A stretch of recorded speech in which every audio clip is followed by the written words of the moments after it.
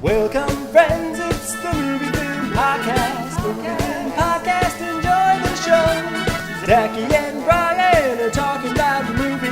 Movie Film Podcast on the radio. Welcome to Movie Film. It is episode 240. It is February, Brian. Wow! And Groundhog Day has already passed. It has. Right. I am Zachy Hassan. That person you just heard, that was Brian Hall. It is now 022022. Yeah, that's right. Why aren't you at your post? That's hilarious. I know. I got excited when it was 2/2/22/2, and then I was like, wait, 2/2/22/2 is coming up. So let's not get too excited just yet. This is what we do in lieu of recording our show. And hey, feels nice to be back. It's been a bit. It's been a minute, and I appreciate everybody who is listening now and was patient. And I'll be like straight up. It was definitely a really, really busy couple of weeks for me. And man, we try our darndest. I mean, this is definitely like a passion project for us. But when it just can't be something, because I think there was a day we almost did it, and I was like, I will be there, but I will not be there. Kind of my soul might be in another room. It started to feel like Brian was entering a forced marriage to me. He's like, you will have my body, but you will never have my soul. But it was like, I just didn't want to do that. And I wanted to wait till we could come back and actually really sit here and jibber jabber again. So we had a week there. My computer, my battery stopped taking a charge on my MacBook. Which, let me digress for a second and say, this is a problem when Apple creates a situation where you can't fix it yourself. Yeah, I after this, let me start talking about AirPods. But go ahead. I had to take it in. Luckily, there was like a licensed repair person that was close by. But I just to switch out the battery, it was like a $350 ordeal. Yeah. Which seems excessive. And I was like, why is it so much? And he's like, oh, we had to, in addition to the battery, we had to change the speakers and the keyboard. And I'm like, well, there was nothing wrong. He's like, yeah, but it's all connected. And I said, I'm not an expert, but seems like maybe that's not the best design decision that's been made in all this. Yeah. And he said, please sign here, sir, for your credit card receipt. And that was how that conversation ended. Right. I had a thing like that. Actually, it was my hard drive died like years ago, and I went to a licensed outlet, and I was pretty positive on it. It was about $250 or something, but I was just amazed they were able to save everything. So right, I think, and maybe people who are experts are like, you get amazed by things that aren't that amazing, but like, but at the same time, after feeling like you've lost everything, I think you just can't help but feel relieved. Right. But, I'm sorry about that. I mean, again, big picture, nothing in my hard drive or anything like that. Obviously, it was just a battery thing. But what made it challenging is I was off the grid for like a week in terms of being able to use my computer, which is part of your profession. I mean, that's an instrument you use, right? That's the thing, is that all my classes were about to be in person, and then at the last minute they decided to switch to remote for like 3 weeks. Right. And so I'm like, well, crap, I need my computer back. Yeah. So everything worked out. But my son, my oldest son, he has this monstrosity of a computer that he bought. What do you mean? It's this big behemoth of a thing that's like meant for playing computer. He's like playing Halo and all this stuff. Oh, like a laptop or a desktop? It's a laptop, but you could order an airstrike from this thing. I can picture it.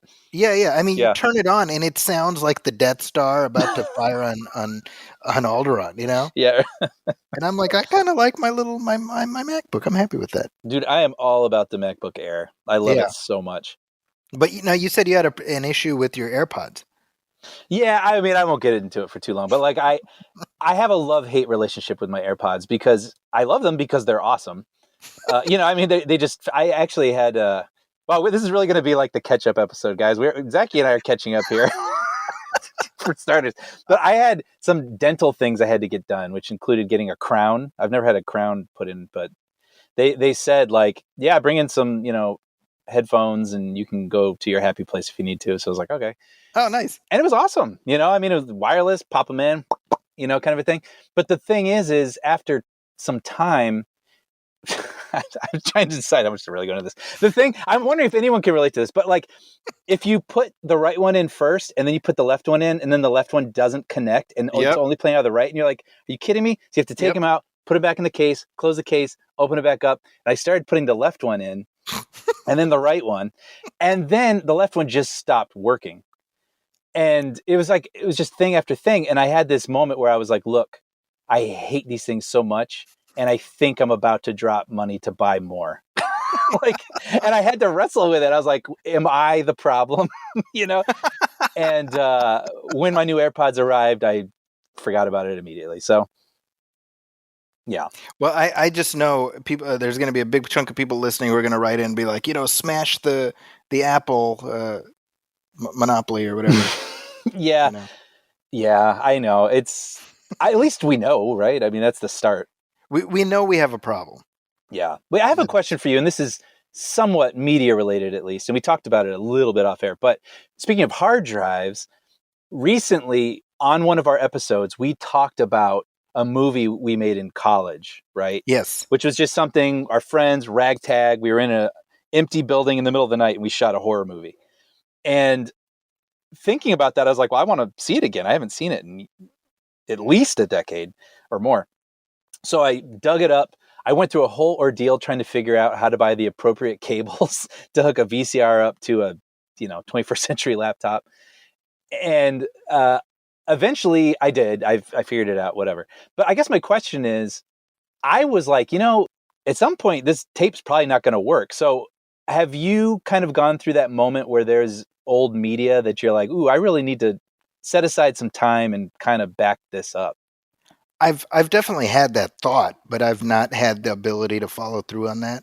Yeah. Because I've got, I was just in my garage right now and I got a box of old VHS tapes with like a bunch of old projects that I worked on. Yeah. And those have been sitting in storage for God knows how long. Yeah. But I don't have a VCR anymore. Right? Yeah. So I should send them to you. I would happily capture them. Yeah. Yeah, that might be something to do. Yeah, because I worked on some projects in film school. Right. I'm assuming it's all pretentious shit, but yeah, but still, it'd be nice to revisit. It's kind of like a photo album. Exactly. So absolutely. I've got several tapes. I had mastered it on a hard drive. I dumped it off to a VHS tape, and I just forgot about it. Yeah. Yeah. This is back in the day. People are going to be like, what the hell are you talking about? You needed a zip drive to render your project onto. I mean, it was like a whole thing. Yeah. Yeah. And it's funny now opening these things up and they're all squashed because the formats are all weird. And, yeah. HD wasn't really a thing, or at least it was accessible to us. And so you're like, ugh. I mean, it's very funny because I mentioned how my computer was in the shop, and during that week I needed to upload a lecture for one of my classes because I was teaching like a shortened winter session, and I was like, oh crap, I don't have my computer, and I needed to make some edits on this video, and so on my iPhone I downloaded a movie editing program, and I pulled the video in and boop, boop, boop, boop, made some tweaks, uploaded to YouTube. And I'm like, this is it. Like, I'm in awe of all of this. Yeah. And it is wasted on the vast majority of just piece of shit assholes who are out there. I mean, I wonder what people thought, our video decks or whatever we were using. And then, some person who had to use like a flatbed or whatever those are called, like a moviola, it's just like, yeah. But I will say, I mean, I am just in awe of having a movie studio in my pocket. I mean, I can't even imagine watching that movie that we did and thinking about what we could do now if we had done the same thing with just this little thing in our palm. Yeah. It's pretty awesome. It's neat. Yeah. We have to remain odd. That's the way I look at it. Yeah. Odd, AWED, not ODD. Well, I guess that too. A Or little bit of both. yeah. It's like Portland or Austin, There you- right? Stay weird, isn't that their thing? Speaking of Austin, have you been listening to? This is a hard left, but there's this podcast called Download, I'm not sure. and it's load LOWD .D or something. Okay. That's if anybody's and they're doing a season long thing about the history of Ain't It Cool News. Oh, this is maybe an accidental comment on their name, but I am listening to that, and I had completely forgotten what it was called. I know the icon or the whatever you call This it. show is so good. It really takes me back because I know you and I were there, right? Yeah. We were reading this stuff, so it is interesting. Yeah, digging in. It's sort of, I mean, it's fascinating to me on a couple levels because we have the perspective of history, having experienced a lot of this stuff real time. A couple of the people on there I'm friendly with. Alan Cerny, who is one of the writers for Ain't It Cool. I've been on his podcast a bunch of times and hearing him talk about the role that Ain't It Cool played. Mm-hmm. It's hard for today, I would imagine, for people to fully understand the outsized sway that this website had. It was a true disruptor. Yeah. That has shaped the way that things are done now. Absolutely. Right? I mean, where fans for the first time got to sort of vote from their couches, about what was getting made in like a single bad, or like a test screening, right?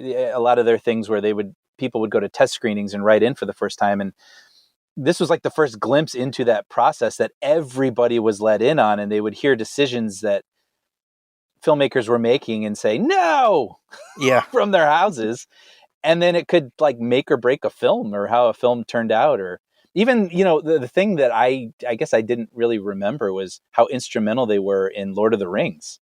That's right. And it's coming into existence, and how Peter Jackson utilized Ain't It Cool and would sometimes write in and complain from set pretending to be just an anonymous crew member, but then everybody in the comments would be like, F this movie, if this is what they're doing, I'm not for it, blah, blah, blah, blah, blah. And he was doing that on purpose to get his way, because he'd be like, look, studio, like, people don't like what they're hearing. And damn all of you, crew, for talking to the press, but he was doing it himself to get his way. And I think that's amazing. Fascinating. I don't think you could have the one site draw that much gravity today. No. Certainly in the film industry, Yeah. I think to some extent the film industry learned the lesson and took over, Mm-hmm.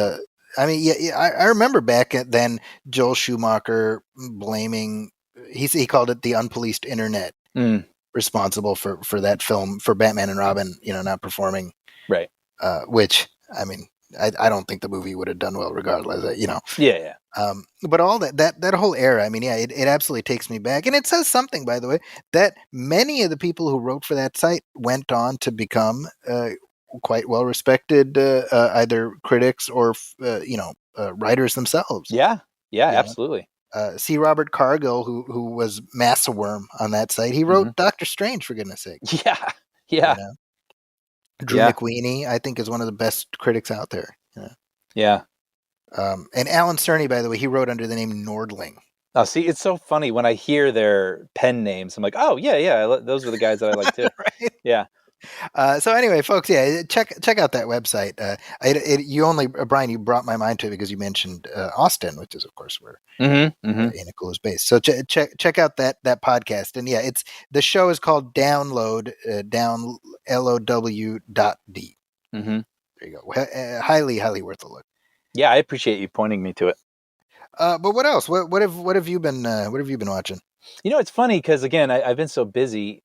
I feel like there's so many things that I'm like, next time I'm going to have seen so much, like, I mean, I was like looking at everything. I was like, oh, there's, I'm curious about that Pam and Tommy thing, because I'm all into the rehashing 90s things, like Yeah, impeachment yeah. and all that. I want to see that. I saw Nightmare Alley is on HBO Max already. I was like, oh yeah, wow, shoot. Well, I mean, what's my excuse? Look, let's be honest. I'm probably going to watch Jackass. But for now, the main thing that I'm watching, Zachy, Uh-oh. it finally happened. Federica and I started The Wire. Oh, well, you got to tell me. What'd you... This has been I don't know if white whale is the exact right metaphor, but like this is that thing that's been I've put almost on a pedestal, because I've just heard nothing but just how brilliant it is. And, it always is sort of like a trope in and of itself, of people saying, I've got to watch The Wire. I hear it's so great. I got to watch The Wire, right? Right. And so we're like, let's do it. And I'm really loving it. I think it's a really fascinating thing to witness, especially now, because I will admit, when it started, I was like, it's good, and I think I realized, we are living in peak TV, or what do you call it? Like there's like an actual expression for this, and I'm like losing at the moment, but like, you know what I'm saying? Like, this is like a moment where TV has not only matched movies, but in some ways surpassed. Yes. I was watching the Olympics last night, and there was some commercial, and I thought it was for a movie. It looked so crazy, helicopters, sweeping shots, blah, blah, blah, blah, blah. And then it was just like, come into Peacock. And I was like, what? Like, that's crazy. So it's interesting that I think this was a pioneer leading the way to peak TV. So it's, like this show ran so Breaking Bad and Mad Men and all these others could walk. And so in some ways I was like, yeah, it's good. But like, I can imagine at the time it was like, you can do this? Right. You know what I mean? Like, this is like a movie. And so I think it was put on such a high bar. I was like expecting to have my hair blown back immediately. And I was like, oh, okay, well, I am enjoying this. But then, to give it all the credit that it is due to this show, dude, does it get its hooks in you. Like, yep. And then it's all about the characters. It's all about I looked it up, old reviews, and they were saying it's like Dickensian, right? Like, it's just season 1 sets up these characters and you're like, okay. And then season 2 goes somewhere entirely different, but then brings in some of the other characters, and it like widens the scope of Baltimore. And then 3 kind of reintroduces these people, but this person's kind of back. And it becomes this huge novel of this city. And I'm really, really enjoying it. Like, it's definitely sometimes a slow burn, but I think it's one of those slow burns that's done so like deliciously, where it's like those smaller moments are the moments that you're really digging, and that make bigger moments pay off even with more depth and richness. And the characters just get, more and more interesting as we go along. It's a really, really rich text, and I'm just about to finish season 3. So okay, so you're chugging right along through. Yeah, I'm over halfway, and now I'm sort of getting sad that I know, the end is coming. The end is in sight. Well, and that show's available on HBO Max, I believe, right? Yep, and it's, it's an interesting just side note about that is it was remastered in HD, right? It was originally aired in SD and in 4:3. That's right. And then with HBO Max, HBO was like, well, hey, actually, we want this to look as modern as possible, like everything else, right? Like they did this with Friends and Seinfeld, and they remaster it. And then they have these issues where they literally did not think certain parts of the frame would ever be seen. So there's crew members standing around, or there's like C-stands and things like that. And actually, watching an old Friends with Federica, we noticed there were 2 people on a sidewalk just standing. And we're like, what are they doing? And then all of a sudden they started walking. And I was like, oh, they're background, and they're waiting for their cue to walk. But that's hilarious. It was meant to be cropped off. So I was sort of enjoying reading about all the work that went into making The Wire work Yeah. in HD and having to paint out things and, reframe and. Well, that tells you that HBO considers the show an annuity. Oh yeah. Yeah, sure. If I can recommend, and this is just as much for you and as people listening, if you like The Wire, I highly recommend seeking out, and it's a little harder to find, but Homicide: Life on the Street, which was a series that aired on NBC in the 90s, and the show itself is not created by David Simon, who created The Wire, but it's based on a book, Homicide: A Year on the Killing Streets, that David Simon wrote. Oh, interesting. And David Simon was a producer and a writer on Homicide. So very much if you'll permit an expression, Homicide is like John the Baptist that right. spread the word for The Wire. Sure. Well, then that sounds like it's going to be up my alley. I 100% think you'll like it. Mm-hmm. I have no doubt about it. I mean, that's where the character John Munch, who Richard Belzer played, originated. He became a character on Law and Order Special Victims Unit. Oh, right. And that character, I believe, now has the record for having appeared on the most number of shows. Interesting. If I'm not mistaken, The Wire might even be included in that. I like that. That's cool. Yep, he was on The Wire as well, John Munch. So we can think of the Wire as part of the Law and Order extended universe. Man, great. But yeah, and I'm just looking at its IMDb page now, the Wire, and it's so many strong actors in this, and you're just like, I mean, Michael K. Williams is incredible, obviously. R.I.P. Yeah. Yeah, and Lance Reddick. Why is he not in everything? Right, he's great. He's so good, and it's funny because as I'm watching it, it feels current to me because I'm taking it in now. But you're like, oh, this was almost like 20 years ago. Yeah. And you're like, I should have had 20 years of more Lance Reddick. It's crazy. And of course, Idris Elba. Oh, Idris Elba. Andre Royo is the informant Bubs. Freaking love that guy. Like Wendell Pierce. Yeah. I mean, to be honest, like Dominic West almost gets overshadowed. Yeah, but he's really good. Yeah, right. But not because he's bad. Like it's just he's surrounded by so much talent. But I mean, his character McNulty, who's the kind of our central focus. He's his sort of quote unquote normalcy. Yeah. Compared to the other characters, a little more showy, It's like an underappreciated tightrope walk because he's kind of a very talented F up, right? Yes. And it's like you go 1 degree this way and you hate him. Yeah. But you go the other way and he's silly. You go like he walks it and it's you just don't you can almost not appreciate enough what he's doing. It's funny because the first time I saw Dominic West was because I didn't see The Wire until probably 2010, I think. So the first time I saw Dominic West was in Punisher Warzone, the movie. Is he Punisher? No, Ray Stevenson was Punisher, but Dominic West was the villain in that. Wait, is that the guy who gets his face all stitched back together? That's right. Yeah. He gets Whoa. Yeah, and he plays that character like a jar of spaghetti sauce. Just, I don't even know what that means, but I do.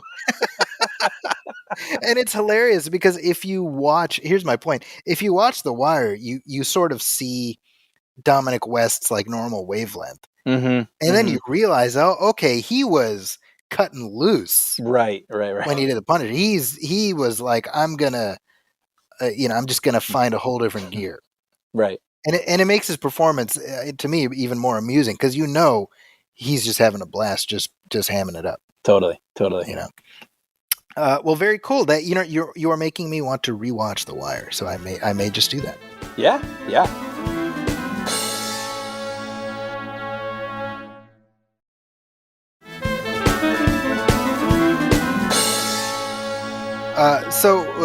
Speaking of digging into the archives, here's the thing I watched, Brian. Yeah. So during our last episode, you had mentioned, and I don't remember how this came up, but you had mentioned the Sixth Sense and sort of being surprised by the ending of the Sixth Sense. Yeah. And so what I realized is that, my son, my oldest son, he listens to this show. Mm. And I was like, I should watch the Sixth Sense with him before it gets ruined. Oh, right. So you sort of lit a fire under me, and so I got to put that on. And I got to say, Brian, this has been like a thing. I've been waiting for this moment. I gotta like make a list. So there's things I keep tabs on, that I want to preserve. That's wow.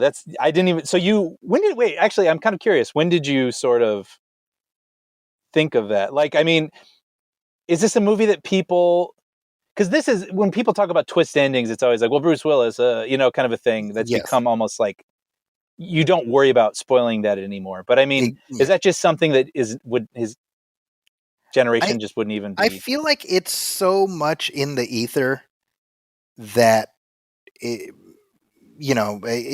I don't know, it's like the end of Planet of the Apes or something like it. That's what I was wondering. Right. And so that was I was like, because it's something that as a parent, I felt like this is my duty. You try to, you keep your kids away from drugs, you teach them not to bully, and you preserve the ending of the Sixth Sense. That's just that's right. That's what you do. That's what you do. And so we have, it was just the two of us, and I just put it on, and I've said all along, like, the best way to watch the Sixth Sense is to not have any idea what's going to happen in the Sixth Sense. 100%. Like, even if you know that, there's a thing that happens at the end, that kind of ruins it for you. Because you're looking for it. Because you're looking for it. And so for me, I mean, it had been a little while since I've seen it too, but honestly, like, watching it with him and having it move towards that, the moment when my son is like, wait, what? Oh man, that's so cool. I'm like, yeah. Dude, I can hear the score in my head. Yeah. And then when it revisits all of those moments and you're like, what? Yeah. I mean, honestly, in terms of what that movie is attempting to do, yeah, it is pretty much perfect. There's not a single wrong step at any point. Yeah. I think if anything, and we've talked about M. Night Shyamalan plenty of times on this show, but I think the problem he had is he was out the gate with that movie. Yeah. He made the mistake of coming out with that almost first. Yeah. And so that's the problem. You're sort of constantly, everything is going to be measured against that. Mm-hmm. And his output since then, it's gone up and down. But there is no topping the Sixth Sense and what it accomplished. No, I kind of want to watch it again myself now. It's been a while. And I think that's what's so brilliant about that movie is it blows your mind the first time you see it, but it's still a good movie upon revisit. Yeah. You know what I mean? Like, even knowing what's going on, it's still an effective story, I think. Opening night, I went and watched it opening night, and this is August of 99, right? The year we met, Tacky. That's right. It was a momentous, mere weeks before we met, as it happens, right? But I went. It was me. It was Paul Shirey, Jarrell Fitzpatrick was there, maybe a couple other people. And here's the thing: this was the AMC, which isn't the AMC anymore, it's the Cantera. But we didn't go to watch The Sixth Sense. Oh, we went to watch Mystery Men. Oh, funny. Which came out that same night. Okay. Right. Wow. And that was sold out. Wow. So we were like, well, there's this other thing that just opened, The Sixth Sense. Let's just go see that. Mm-hmm. And that's how we ended up watching that movie. So my point is, talk about the perfect way to onboard that movie. Completely unassuming. Yeah. Yep. No idea what to expect. Yep. And so, I mean, by the time the ending rolls around, I mean, you were just knocked on your ass. Yeah. And I mean, the reason I spoke about it a couple episodes ago was that I had not seen it, and it had been out for at least a week, maybe 2, maybe 3. And I told the coworker I hadn't seen it, and she was like, "What?" She's like, "We're going right after work." And so, I mean, it's now the Friday that movie opens, there would be an article like okay, we need to talk about that ending of The Sixth Sense, and here's why. Like Right. kind of articles. Yes. It's like that whole. You just can't have that kind of preservation anymore. That's so true. Yeah. Yeah, and that was one of those movies where it opened like on Friday. It opened at a certain level, and it just kept making more money for the entire weekend. Yeah. Word of It mouth. was a true word of mouth hit. Yep. And then a couple weeks later, I went to see it with Sean, and I feel like that second time may have been the last time I saw it the whole way through. Oh wow. Yeah. I've seen bits and pieces of it since then, so it was a fun experience. I was glad I got to experience it with my kid. Like I said, my goal, I was like, I need to just fend off the spoilers. I need, Totally. Yeah. So I was so glad I was able to do that. Yeah. Here's another thing I saw. So this, I mentioned on my oldest, he's 15 as of a couple weeks ago, 15 years old. Can you believe that? And No. my second, you were there. You were there. I know. And day hey, after he was born. My second one just turned 13. wow. So I have two teenagers, Brian. Wow. How in the world? I don't get it, because I'm exactly the same age. Yeah. As I was, 15 years 20, ago. yeah, 15, 20 years ago, yeah. I haven't aged. So the plan had been, I had told him that, we'll go watch Morbius, because that was going to come out the day before his birthday. So I was like, we'll go see that for your birthday, because he was interested in that. That got pushed away, and so in lieu of that, I said, well, hey, let's go see Moonfall, Right. which is the new Roland Emmerich joint. Yes. And this is as the title implies. Roland is not one for subtlety. And so, as the title implies, the moon is falling. Sure. And by gum, we got to do something about it. Yeah. Now, to Roland's credit, he does not have oil drillers learn how to become astronauts in order to stop the moon from falling. So I give him points just for that. Yeah. He did not do the Armageddon thing. Yeah. Now, here's what I'm going to say about this movie. You ever have like a craving for like a McDonald's sandwich? 100%. Yes. And you're like, I know this is bad for me. I know I'm gonna pay the price at the toilet later tonight. But at this moment, I need this shit. Yeah. There's something about McNuggets, man. Yeah. Yeah. And I know that the McNuggets come out of like a paste. It's like a pink paste. And like, I don't care, Yeah. And so sometimes you're just in the mood for just Roland Emmerich shit. Yeah. And that's what this movie is. And it's as satisfying as a McDonald's cheeseburger. I would say that's the bar for me. Yeah. You know what? I love that, because I get in the mood for those things sometimes. Like, I really want to watch. What was the Geostorm scratched that itch a couple years ago? I remember. Right. This is in that vein. Yeah, which I was like never gonna watch. Just, I don't know why. Like, not because I had any disdain. It was just never going to be at the top of my. I've got to put this thing on, and it happened to be on cable. And my brother and I watched it, and we were like, "Yeah, Geostorm." But sometimes you do the same thing with a movie you think is going to be like that, and it actually really sucks, and it just doesn't scratch any itches. It's just nothing comes together. There's no fun to be had, is what I'm trying to say. Yeah. So you're saying there is fun to be had. And I would imagine it's contingent entirely on a variety of factors, maybe like the type of day you've had. I love that. Yeah. All right. But I mean, it's like the Independence Day playbook, right? Sure.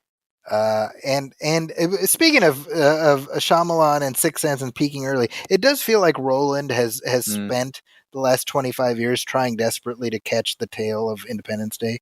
I was thinking that, and even though that was a long time ago, I mean, Independence Day was a huge movie, right? It had huge stars in it. It had made a ton of money. It was like one of the movies of that summer, right? And I thought it was interesting that I was just learning about Moonfall a couple weeks ago.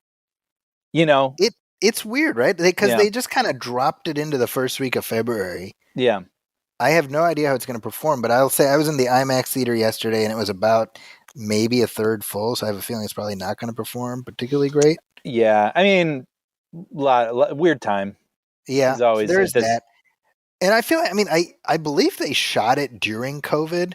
Hmm. So there is a little bit of like, it feels kind of small scale, which is a weird thing to say about a movie where the moon is falling into the earth. Interesting. Yeah, sure. Right? Because it feels like we're really invested in like 5 people.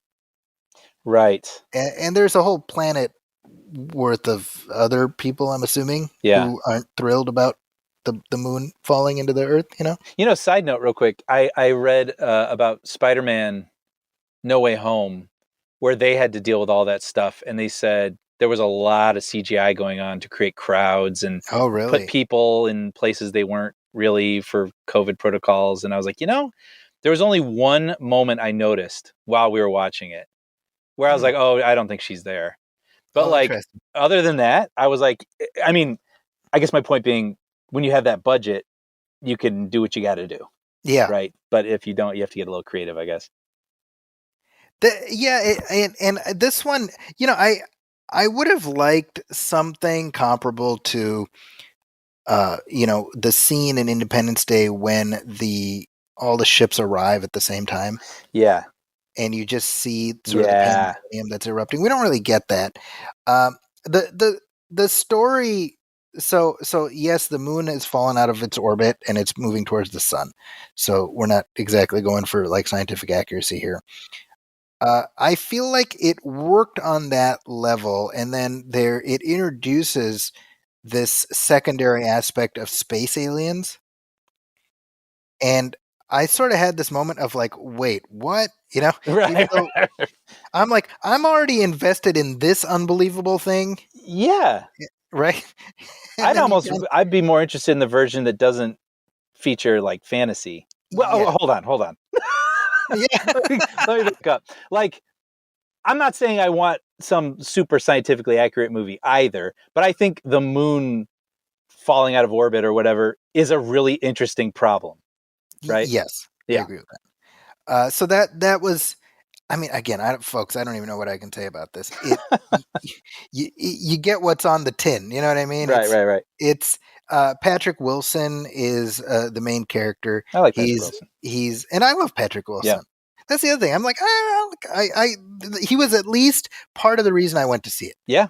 Because I generally like him. Mm-hmm. And so he's this astronaut who, like 10 years ago, he was involved in like a tragedy, and so he's like a disgraced astronaut. And Halle Berry was his coworker, and now, you know, the world is ending. They got to team up and save the world. And you're like, okay, well, I know. Yeah, great. You know?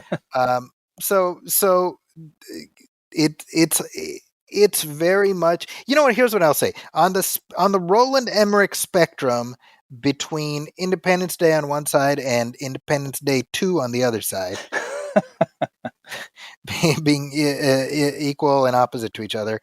This is, you know, somewhere in between The Day After Tomorrow and 2012. Wait, it sits alongside those, you're saying? It's like slightly better than one and slightly worse than the other. Gotcha. Which of those do you think is better, 2012 or Day After Tomorrow? I don't know. They're all kind of doing the same thing, right? Right. I think what Emmerich does well with these types of things, these disaster porn movies, is something that I've mentioned previously. I enjoy a "What Would You Do" movie. Absolutely. Yep. Me too. And so when a movie says, "Hey, parts of the moon are falling off and gravity's going all helter skelter," well, that's a good "What would you do?" Who are you in that situation? Totally. And that's interesting to me. Now, that said, the movie ends and look, it's a Roland Emmerich movie, right? So let's assume this is not doing the nihilistic Darren Aronofsky thing, right? Sure. The movie ends and it's something in the vein of Independence Day, right? Where you're kind of meant to be like, go us. Okay, sure. Human beings. And again, you can't help but be like, yeah, well, I'm glad you like 8 people are alive. But sure. There has been substantial damage taken to the Earth. Yeah. I remember thinking that. Well, there was like a period where we were talking about that a lot. Yes. Superhero movies were basically disseminating entire cities and countries, and we're like, yeah, I'm glad everyone's feeling good, but England's gone. Yeah. Like that's G.I. Joe retaliation. Yeah. Right. Where Cobra Commander, to prove he means business, he drops some kind of thermonuclear device into London, and we watch London just like sink into the earth. This is taking me back, because then I remember I was able to read Independence Day 2 a little early. Mm-hmm. I can't remember if it ended up in the movie, but we were in that moment where we were talking about that a lot. And then in the script it said, due to some sort of explosion or whatever, like some city lifted up off the actual planet and landed on another city. Yep, we see that. That's in the movie. Is it? I was just like, you did it. You did it. You used a city to destroy another city. That's really funny. Yeah. So it's very funny, because I read an interview with Emmerich recently where he was like going off on the ubiquity of Marvel movies. Mm-hmm. He's like, yeah, they're ruining our industry. Mm. And I'm like, Roland, Rollo, sweetie, Bubby, you made Independence Day, which I love. Yeah. But it's not exactly my dinner with Andre. and then 2 years later you did Godzilla. Right. You need to relax. Yeah. I mean, Scorsese, right, has like a leg to stand on. Right. Scorsese, you get where he's coming from. Roland Emmerich just trying to get in on some of that. Right. I find that amusing. Yeah. Anyway, so that's my thoughts on Moonfall. I took my son, as I mentioned, and I took him very specifically because I wanted to experience it through him. And it ended. Totally. He's like, hey, that was fun. Good. Well, then I had a good time too. Yeah. So with that, let's take a break. We'll come back, talk through some listener letters.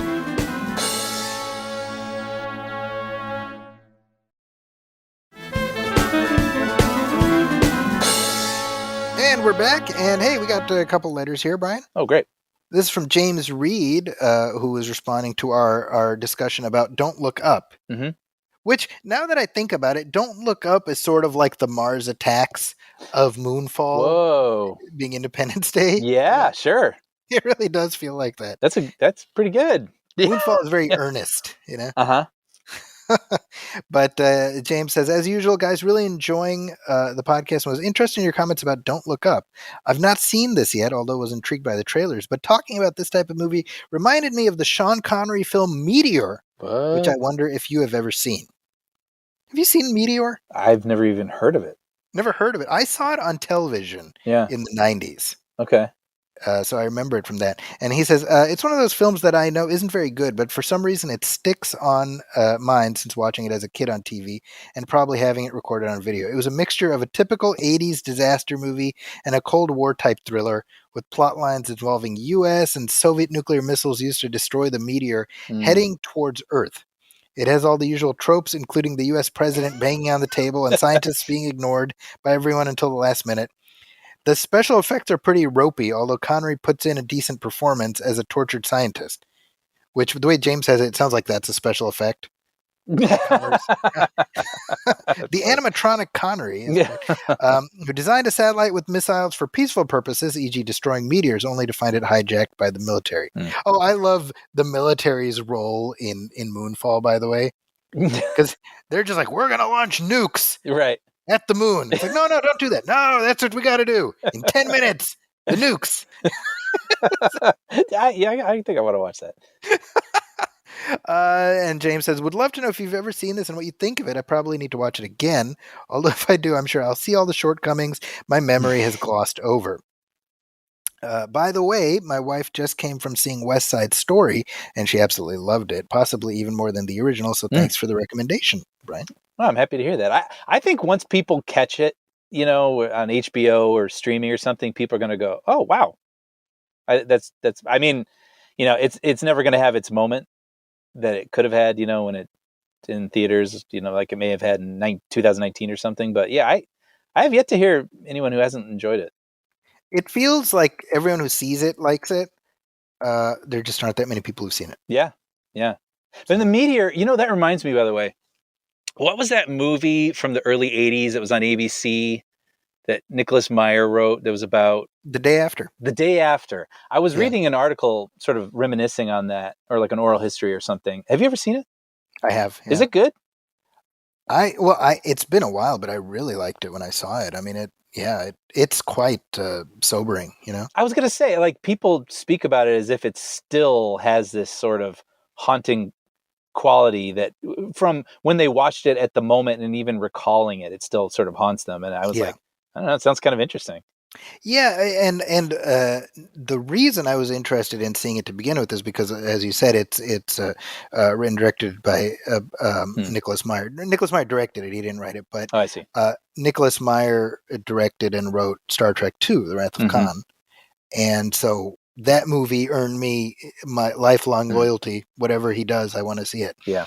And it's very good. It was very good when I saw it. Again, it's been a while. Yeah. But given the things they talk about in there, I would imagine it still holds up.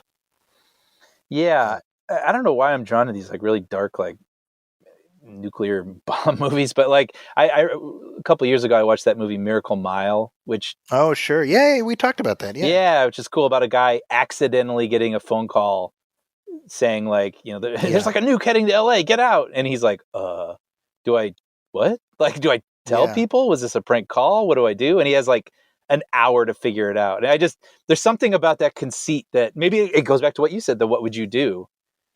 Yeah. And Meteor Yeah. sounds the same, just kind of what would you do? Like, Yeah. Well, I think, in that similar vein, there was a TV movie in the late 90s called Asteroid with Michael Biehn. okay. And it's kind of in that, that same trajectory, right? Because I think these larger than life threats, and this is what Don't Look Up is doing too, right? It's positing something where there is no earthly way to stop it, and so all you have is. We'll tell that to Ben Affleck and Bruce Willis. No, I'm just kidding. It was so funny because seriously, as I was watching Moonfall, I was like, well, at least he has astronauts doing this. Like, that's the bar, But like the day after tomorrow, it arrived. Sorry, not the day after tomorrow. The day after the Nicholas Meyer one, it arrived at a moment when obviously the thought of nuclear annihilation was much more pressing.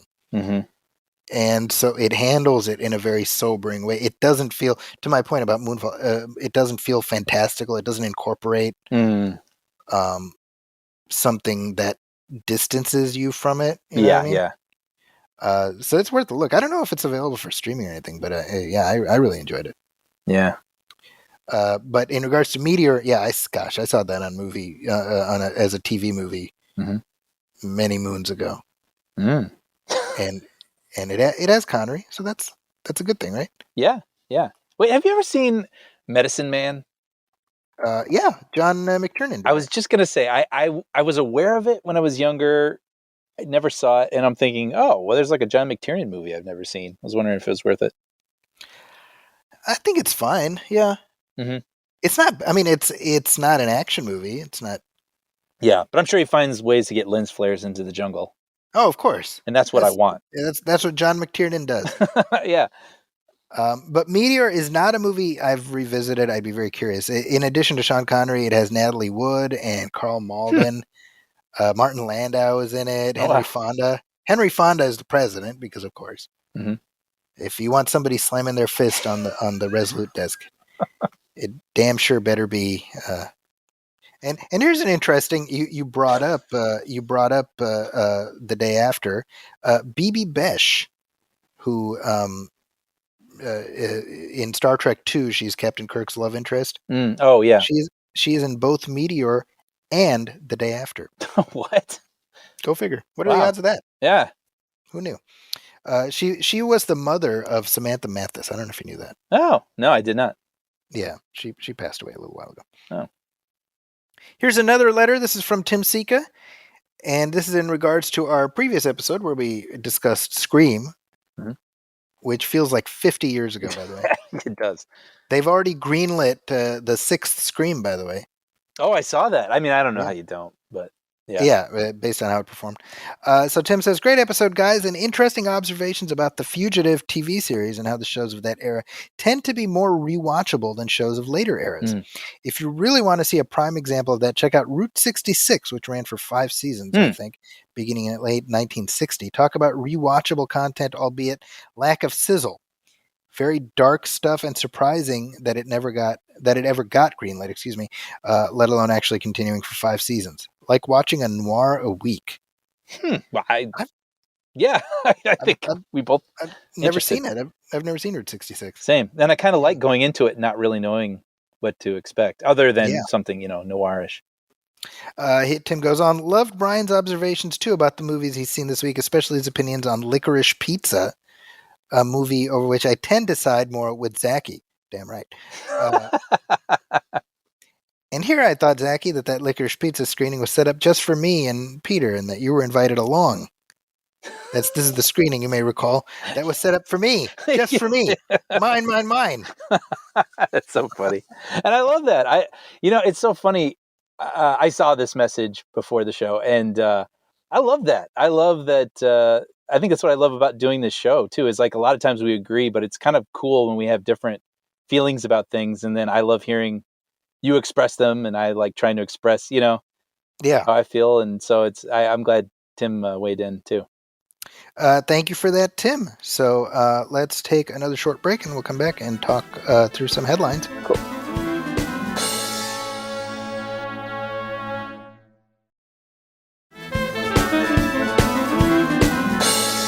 And we are back, and just to start things off here, some sad news. We've had several people leave us in the weeks since we last recorded, Brian. Yeah. Meat Loaf. Meat Loaf is gone. Yeah. Yeah. Are you a Meat Loaf fan, Brian? I can't say that I had his records or anything, but he always popped up in things throughout my life, and he was a welcome presence. I remember him, of course, Robert Paulson from Fight Club. Of course. And, I'm not a huge Rocky Horror guy, but I remember him bringing the house down in that movie. And, I admired Meat Loaf for sure. I listened to Bat Out of Hell 2, throughout my high school years. Really? I should look into it. I don't really know it. Album. Yeah, I mean, that album is just imprinted. Oh, wow. In my mind. Like how certain albums, you listen to them so much, when one ends, you immediately mentally you're ready for the next song. Oh, yeah. It's already starting up in your mind. Yeah. I mean, I listened to it so much. I was a big fan of his music. And unfortunately, he died of COVID. Yeah. Because he refused to take the vaccine. Yeah. And I'm just like, God damn, I just don't understand this. I don't understand this thinking. At least I'll be free, Yeah, I'm not trying to be crass, but when people talk about a hill they're willing to die on, it's just like you did, it's hard to watch, kind of. Yeah, it's a shame. I mean, unfortunately, Meat Loaf became like a full-on Trumper, which made it hard to be a fan of his necessarily. But I loved his music. I did. Yeah. He was on The Apprentice, wasn't he? He was. Yeah. Yeah. Which was Barack Obama back in 2011 at the White House Correspondents' Dinner. He made a joke in reference to Donald Trump potentially running for the presidency. Really? Yeah, Trump was in the audience, and Obama was this is coming back. Yeah, he's like, I've watched Donald decide whether to fire Little John or Meat Loaf. I couldn't do that, Yeah. And, I couldn't do that. Yeah. And you can see Trump in the audience just glaring as everybody's laughing. And that was Trump's, they called me Mr. Glass moment. Yeah, I was just going to say, that was the moment. That was it. They call me Mr. Glass. I love it. Yeah. But yeah, it's I will still I've been re-listening to Bat Out of Hell 2 for the last couple weeks. I think it's great music. I want to hear it. He's kind of is this correct to say sort of rock opera-y? Yes, very much so. Yeah, which I dig when I hear that kind of stuff. So I mean, I will do anything for love. It's like a 10-minute Sure. journey that, Yeah. It's very funny because that's the song that's been playing on the trailer for the Pam and Tommy thing. Oh, that's right. Yeah. So yeah, Meat Loaf, he will be missed. Mhm. He lived to be 74 years old, and he could have had several more productive years. Yeah. Here's another loss. Louie Anderson. Yeah. Uh, we're losing a lot of comedians from our era, Brian. I was gonna say, similar to Meat Loaf, he's one of those guys that I can't say that I really followed, but he's always been there. He's always been there, Right? right? Like, Remember that Saturday morning cartoon? Did you ever Life see with that? Louie, Life with Louie, right? yeah. Is that what it's called? Life with Louie, yeah. Yeah. Yeah. Certainly for me, and he hosted not Family Ties, Family Feud. Oh, that's right. Wow. Yeah. I totally forgot. And then, like Coming to America and all these Of sorts course, of things. yeah. He's always just a really enjoyable presence. Yeah. So sad. Yeah, I've been watching a lot of, Bob Saget had his YouTube channel, and it hosted like his podcasts where it's just him having conversations with people. And so there's one that just sort of came up in my algorithm, and it's Bob Saget talking to Louie Anderson. And this is from within the last year. And you're just like, man, like within whatever it was, 6 months, both of them are gone. Yeah. Such a shame. Yeah, man. But he was one of these guys. I mean, everything you hear about him, about Louie Anderson, is that he was just very kind. And as I've said all the time, like ultimately that's all you have. Right. Is just how you made people feel, right? Yeah. So he will be missed. Larger than life presence, which was the name of his stand-up show, also larger than life. Another loss. This one hit me hard, Brian. Howard Hesseman.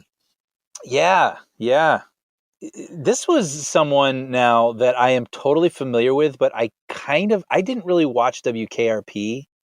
Yeah. Like he's sort of an iconic face to me, but I'm not super familiar with his shows. For me, I only came to WKRP after the fact. Because it did precede us. Yeah. It was kind of a rerun show for us. For me, I knew Howard Hesseman as Mr. Moore on Head of the Class. Right. And that was a show that I loved as a kid, and I continued to watch into my teen years when they would show reruns. And when I became a teacher, I was unconsciously emulating Mr. Moore. And I'm not saying that, like, oh, here's a thing you get, but you didn't know this. Like that was a thing that, yeah, very much so. The way he would engage with his students, and the sort of practiced informality that he had in the class. That's what I've tried to embody in all my time as a teacher. Yeah. So in a very real way, Howard Hesseman is who I've modeled my teaching on. Isn't that interesting? I mean, the people who made that show, who wrote it, who performed in it, wonder if they ever even thought about what, like the way that they were impressing upon people, like they did with you. Yeah, I think, and he was never particularly happy being on that show, Head of the Class. Really? Yeah, he left after 4 seasons. The show lasted 5 years. He left after the 4th year, and they had Billy Connolly replace him for the last season. Oh, that is coming back to me now that you say that. Yeah. And then when the Head of the Class ended, they gave Billy Connolly like a spinoff called Billy, but he was playing the same character from Head of the Class. I see. But he like opened up like a car wash, and like I think it was. And his goofy brother, long lost brother, comes and they run a car wash together. But yeah, I mean, I only became aware of Dr. Johnny Fever after the fact.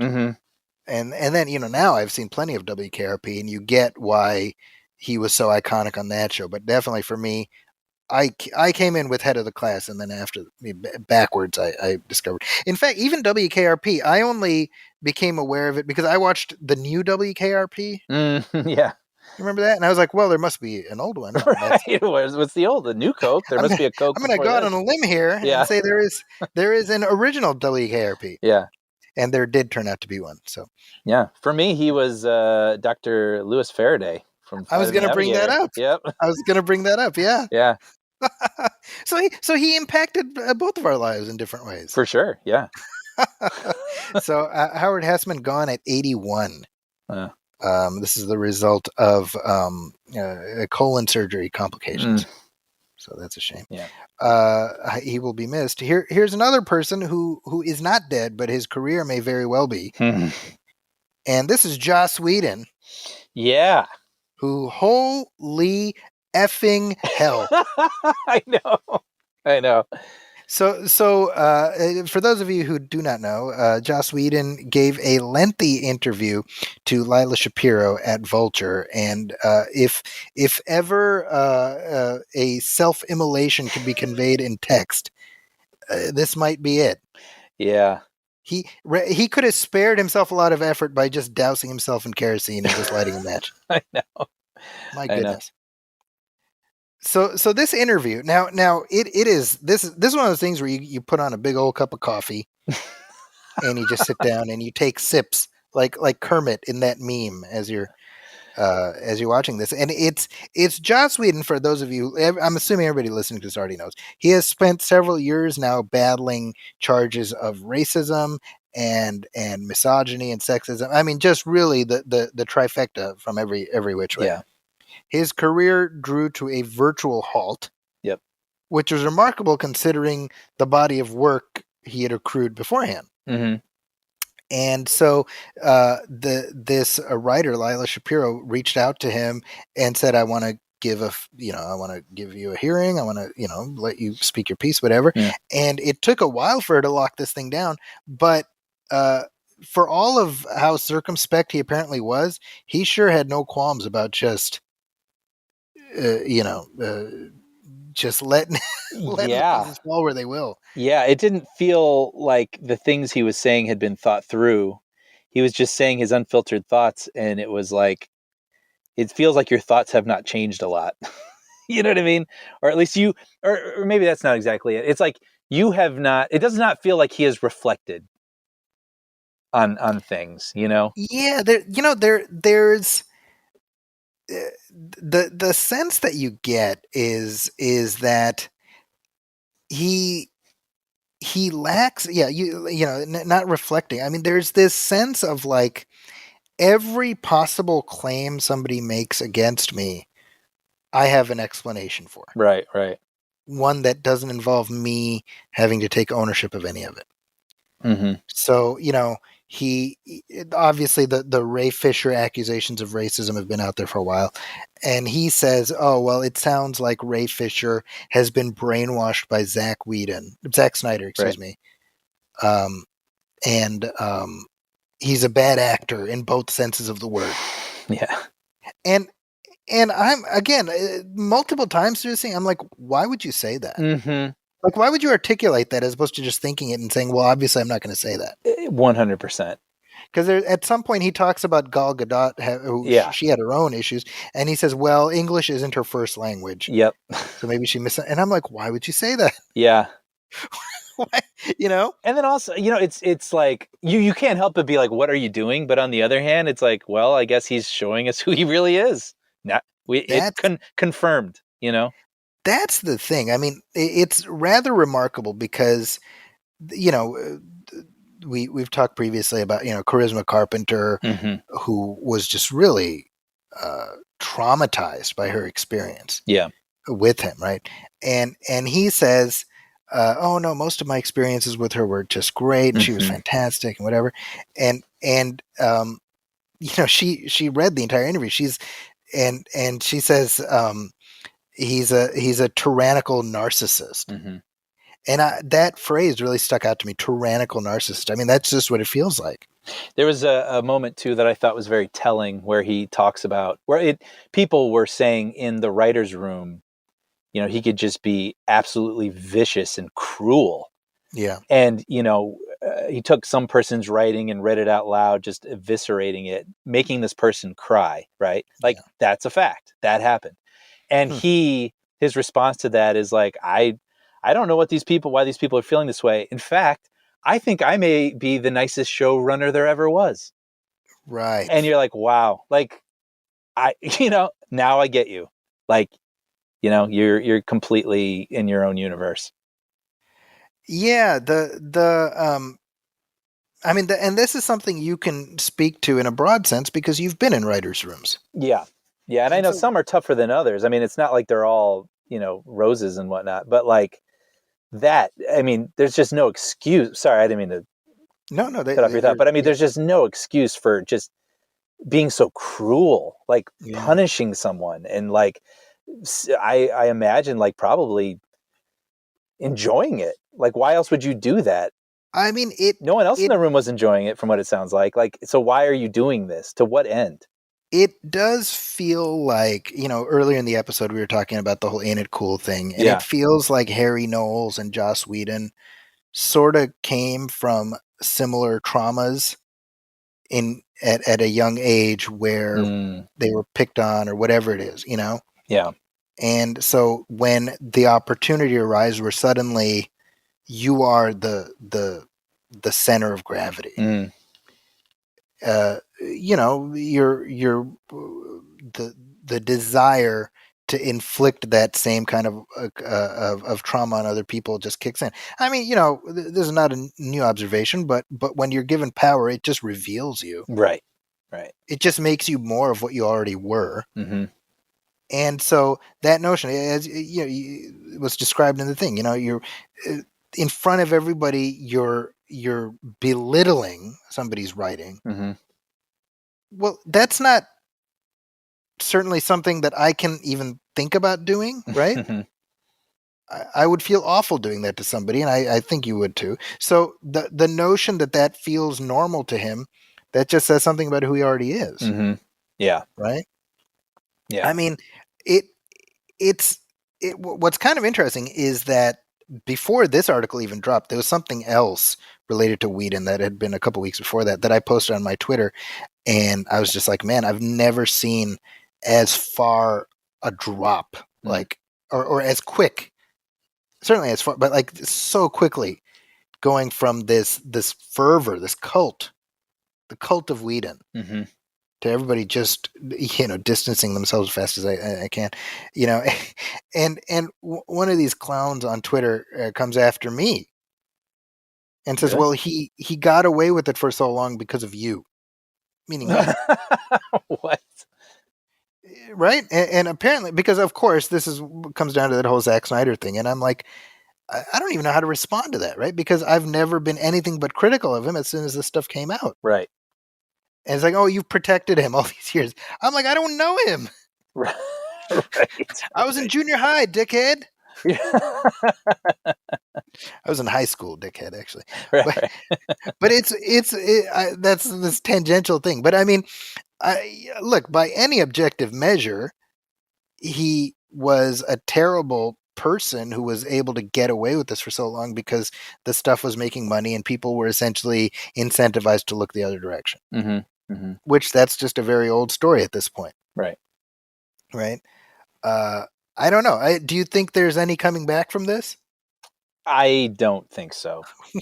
I think there's just, like difficult. I said, there's no self-reflection. Like he still doesn't even understand. That's and so it's like, you know what? Let's just leave him be. Like, let's move on from him.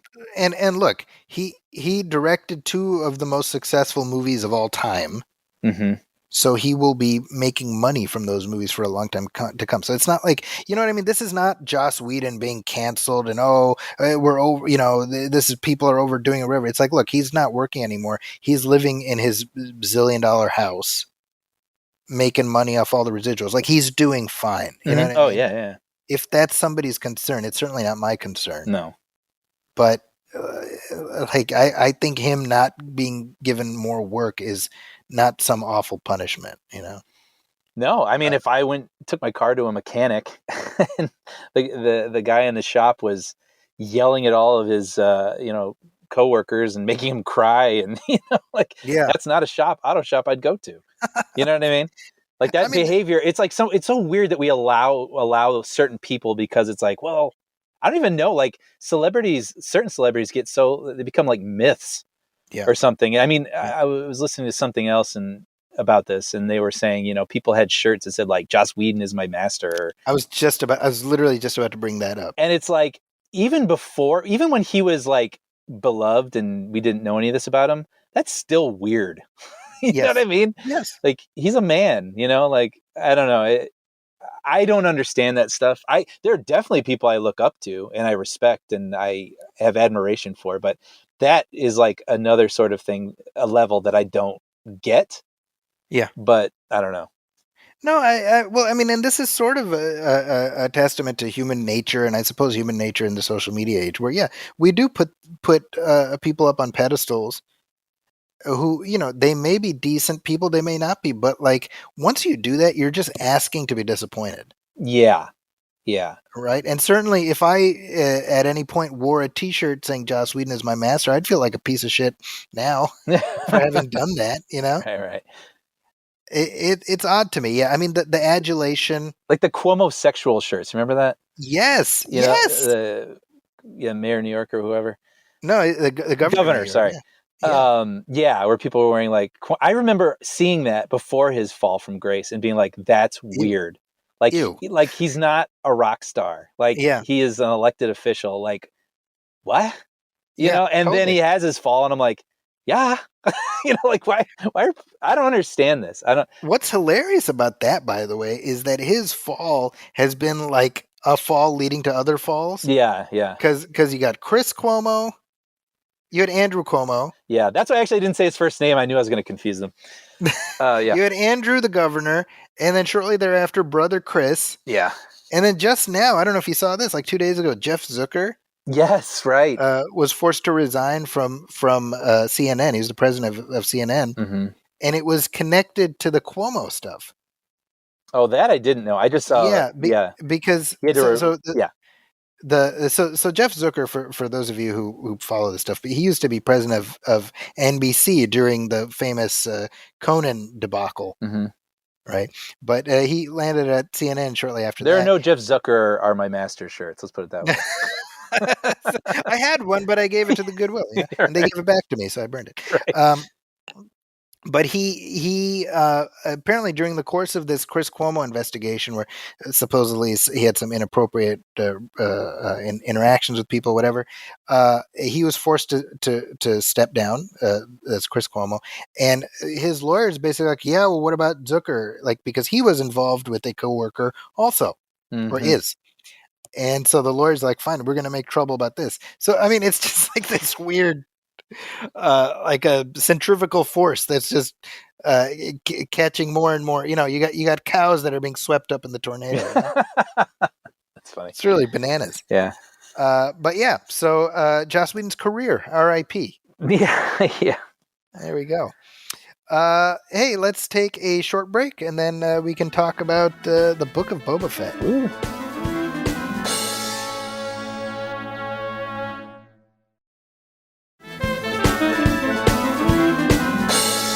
And we are back, and you know who else is back, Brian? Who's that?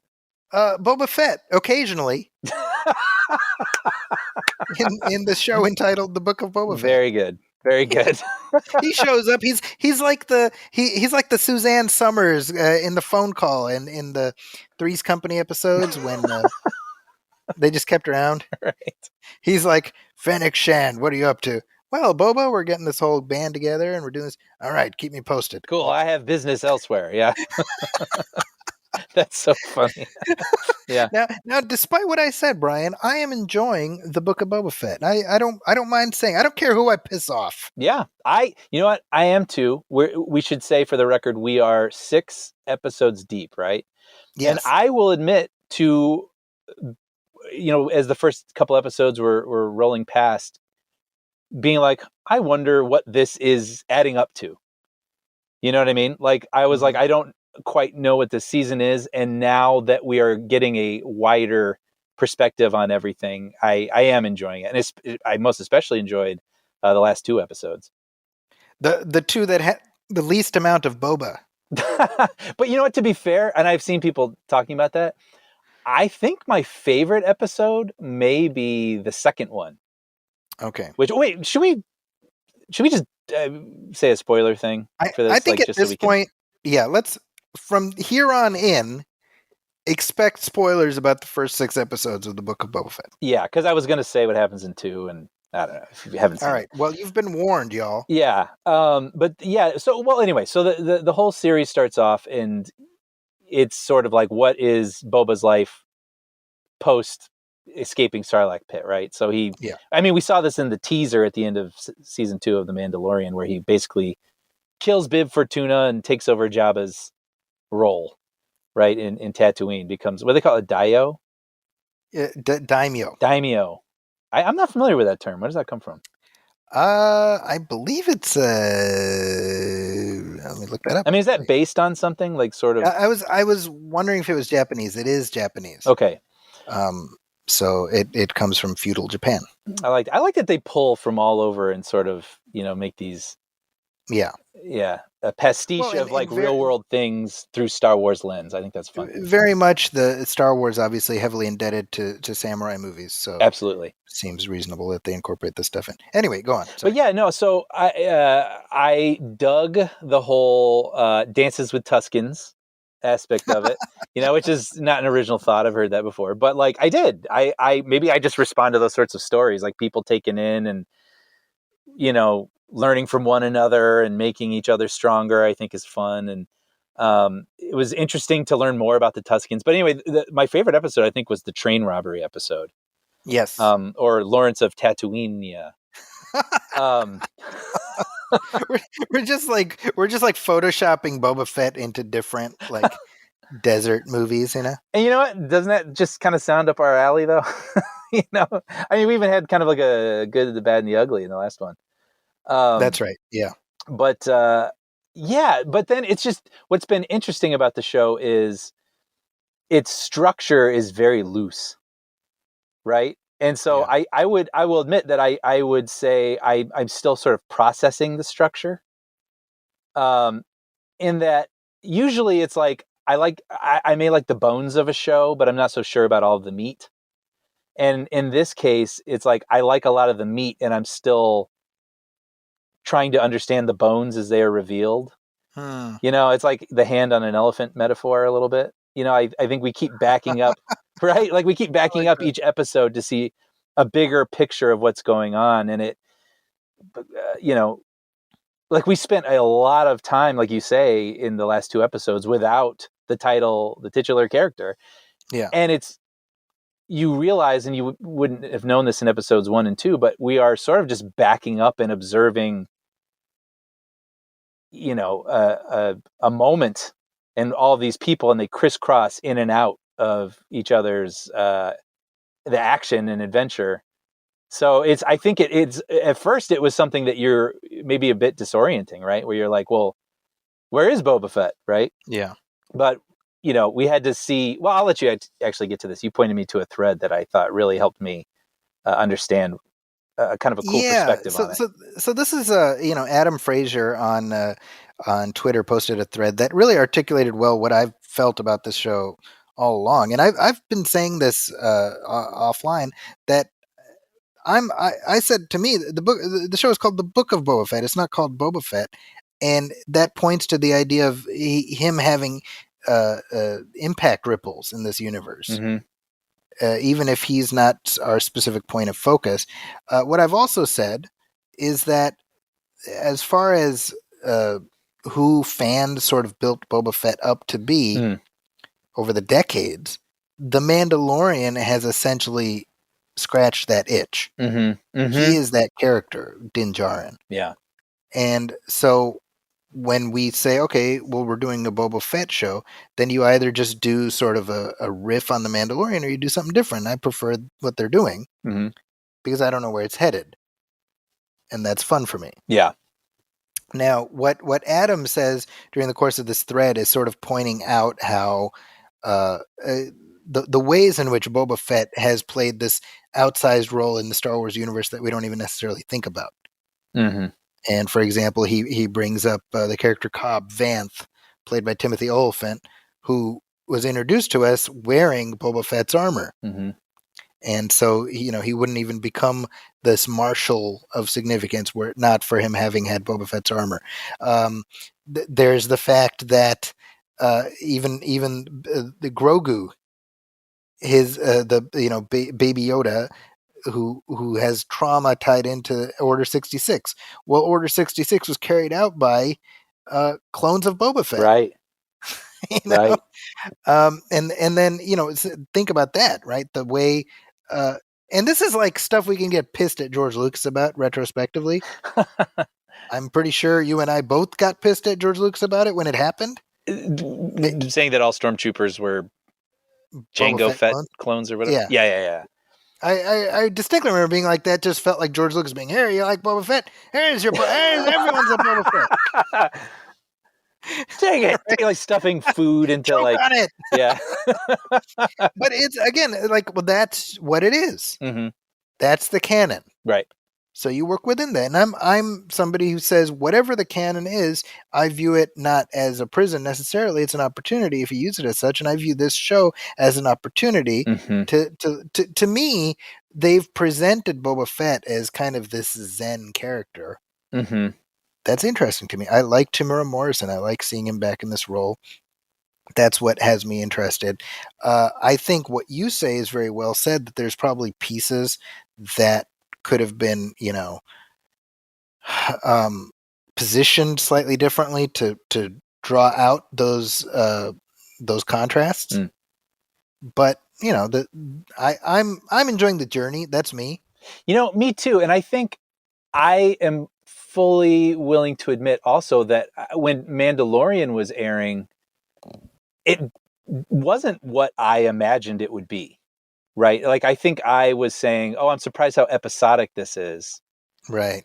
And it just seems like, oh, we're doing sort of like the Incredible Hulk. I didn't realize that's what this was going to be. And then at the end of the season, there would be something that was teased along the way. And then that becomes like the big mission of the last 2 episodes. And it took me a minute to adjust to that. And I would say likewise. And I came to appreciate it. And I like that character a lot. And I was very happy to see him again.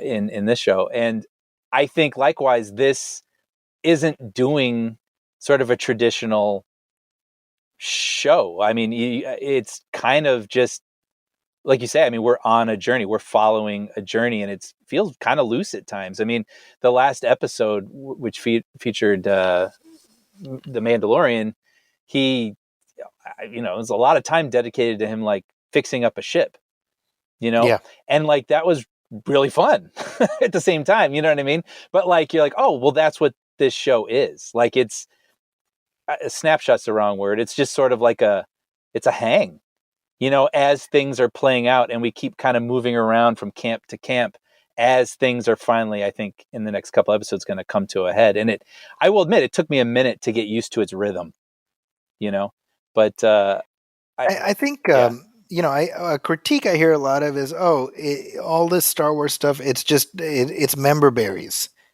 which is a South Park reference. Yes. Remember this? Remember that? Yeah. And it's like supposed to, like, you eat them and it makes you happy because they're like, remember this? You're like, I do. And it brings you like joy. Yeah. Yes. And and we've had this discussion or some version of it, but look, that's what Star Wars is. Star Wars is member berries. Sure. Or at least I don't mind that some of it is. I'm not saying it all has to be, and they can, sure, but like some of it is. And honestly, it makes me happy. I don't know. I don't like, there's this, I see a lot of this. Oh, it's just a bunch of member berries. And it's like, yeah, but that's why we're in this universe that we already know. Mm-hmm. Right. So yes, we have a Din Djarin in a Naboo starfighter. So you go, oh, remember that? And that's why we have, yeah. Like, that's what it is. So that's what people sign up for. I agree that you can overdo fan service, and there's plenty of examples of that in the franchise. But as far as what the Book of Boba Fett is doing, it's like, okay, well, as we record this, there's 1 episode left. Mm-hmm. But let's be real. Do we think the story of Boba Fett is going to end there? Right. Right? They've spent all this time to bring him back, but we know that there's going to be a third Mandalorian season. This is like Mandalorian 2.5 anyway. Right. They're doing an Ahsoka show. They're doing all this stuff, right? So it's all connected. Yeah. They know what they're doing. It seems like. Yeah. When you hear fans complain, sometimes it feels a little bit like the focus group in The Simpsons. Before. Like, do you want Itchy and Scratchy to be wacky and fantasy, or do you want it grounded and dealing with your problems, Yeah, and the joke is that they vote yes on both. Yeah. And they couldn't be further apart from, yeah. Right? Now, this latest episode, again, brought back Mark Hamill as digital Luke Skywalker. Uh-huh. What do you think of that? Remember that? Remember Luke? I do, and I love him. My jaw was on the floor. I mean, his appearance was story-wise and thematically satisfying at the end of Mandalorian, and you were willing to forgive, the visual effects because they pushed it as far as they could. And you're like, you know what? Yeah, it looks a little this, that, whatever, but like, this is just cool seeing him and Grogu together. Cool. I love that. Now we see him in Book of Boba Fett, and I'm like, you did it. Like, yeah, you did it. Like that. I feel like I'm looking at 1983 Mark Hamill. And I think the only thing they're still perfecting is the lip flap, because they would cut away a lot to the back of his head whenever he'd speak. Yeah, I noticed that. And you know what? That's just the world we live in. They're going to figure it out. We'll get there. But like, it was very satisfying for me, story-wise, seeing him and Grogu together. Yeah. And I mean, the member berries of it, just seeing Luke, of course, like, yeah, they were delicious. But like, you know what I mean? But like, it was very satisfying seeing Grogu being trained. And I thought it was really cool seeing him, not be very good at things. He's still kind of young, but then he's balancing, he's getting better. I love seeing Luke and him walking through the woods, and Luke just keeps force throwing him in front of him because he's walking so slow. Yeah. Anyway, sorry, going back to Luke, the visual effects blew me away. I mean, you took maybe a little this, that with like the mouth, but if you were to take a still of that and show that to me, I'd be like, was that a deleted scene from Return of the Jedi? It's when the Mandalorian season 2 finale aired or streamed rather. Yeah. There was a YouTube deep faker named Shamook. Uh-huh. Who put out like his version of that. Yes. And it was a marked improvement. Yeah. And so Lucasfilm hired him. Yeah, smart. Right? Yeah, and I'm pretty sure we said it on the show. Like, it feels like that's an indication that we're going to see Luke again. Yeah. And so they really, they put to use a variety of technologies because, it's clearly like the algorithm has gotten a lot more sophisticated in terms of how to create the face, but also the voice. Like when Luke talked in The Mandalorian, it was not Mark Hamill currently. Mm-hmm. It was an AI using all the recordings of Mark Hamill's voice from that era, putting together sentences. Oh, I didn't know that. Yeah. So I don't know if that's what they did here or if it's Mark Hamill. I don't know. I don't know what they did. Yeah. I mean, it sounded really good. Very good. Yeah. And so, really, the sky's the limit, right? Because here's the thing. We've got the Ahsoka show coming up. We know that Hayden Christensen is going to be in that. Right? So cool. So I don't think it's out of the realm to see Hayden Christensen and young Luke sharing the screen together. Oh, you mean? Oh, yes. Right. Yeah. Right. And that's like something we never got the opportunity to see. Mm-hmm. Young Luke, meaning Return of the Jedi Luke. Yeah. Right. It's amazing, Yeah. And I'm probably going to go out on a limb here, but Wait. Sorry. I was trying to catch up to you. Wait, so him with Hayden, how would that work? Like a Force ghost? Well, Hayden's going to be a Force ghost for sure. He's not, because it's set post. Okay. Sorry. Yeah.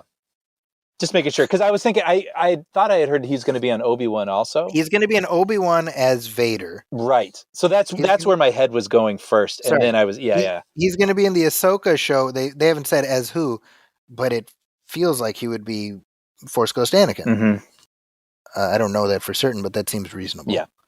So if that's the case, and now we know that Ahsoka and Luke have a relationship, Yeah.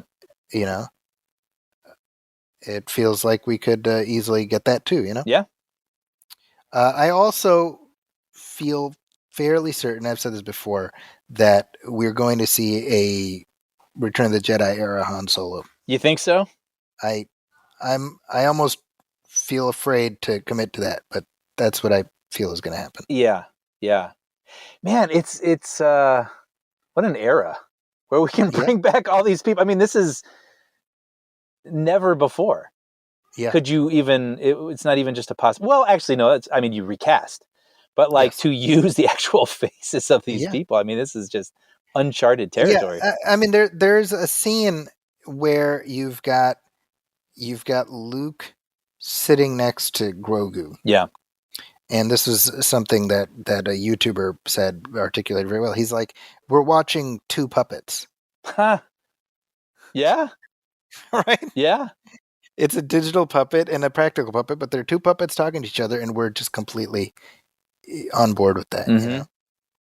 I saw an article criticizing the inclusion of Mark Hamill as Luke Skywalker, saying Star Wars has a Luke Skywalker problem. And to that I say, here's why we need to talk about that. Yeah. Blah, blah, blah, blah, blah. You'll never guess Star Wars is Luke Skywalker problem. And to that I say, shut up. That's my riposte to that. That's so funny. I mean, hey man, if they can articulate their point, I'm willing to listen to it. But I got to tell you, I mean, it was one of the highlights of things I watched last week, seeing Luke again. So I mean, I can only tell you how it made me feel. Remember that?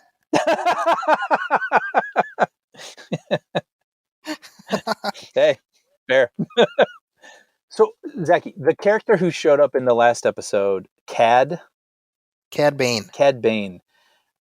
I may not be as well versed in this as other people, but to me, I thought that was one of the most amazing transitions from animated character to realized in live action.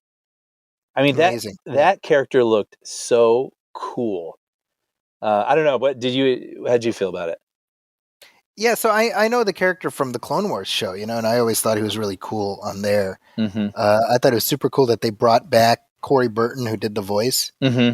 On the TV show. He also, I mean, he's like one of these veteran voiceover artists. He did Brainiac on the Superman, the animated series, and stuff like that.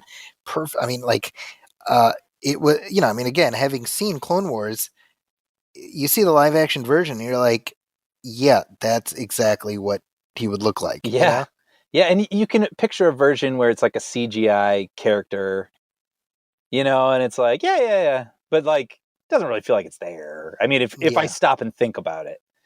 But I was like, damn, look at that thing.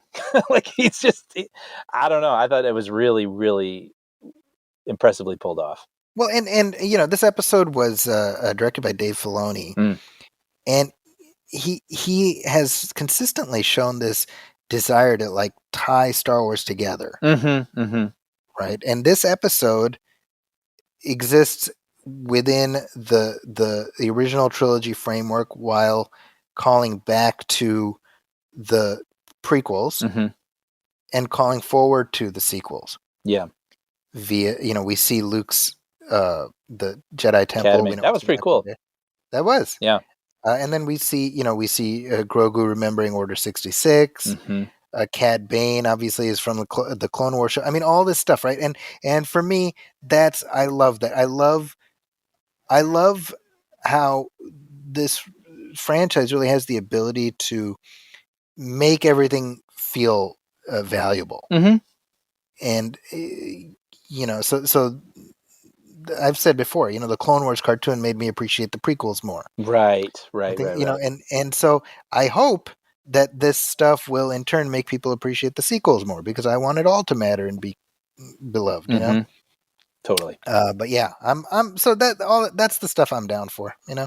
Same. So One let's left. see one left. Yep.